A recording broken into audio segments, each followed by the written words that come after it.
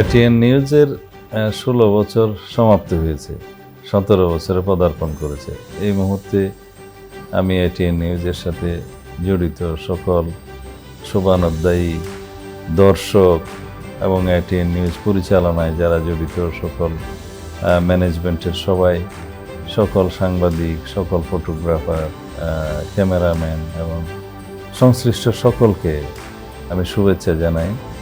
আশা করি ATN news অতীতের মতো বাংলাদেশের এই সমাজের গণতান্ত্রিক বিনির্মাণের জন্য, রাষ্ট্র কাঠামো সংস্কারের জন্য এবং মুক্ত স্বাধীন গণমাধ্যম প্রতিষ্ঠার জন্য ভূমিকা রাখবে এবং এটিএন নিউজের এই পদযাত্রা, এই যাত্রা সফলভাবে চলবে এই প্রত্যাশা করি।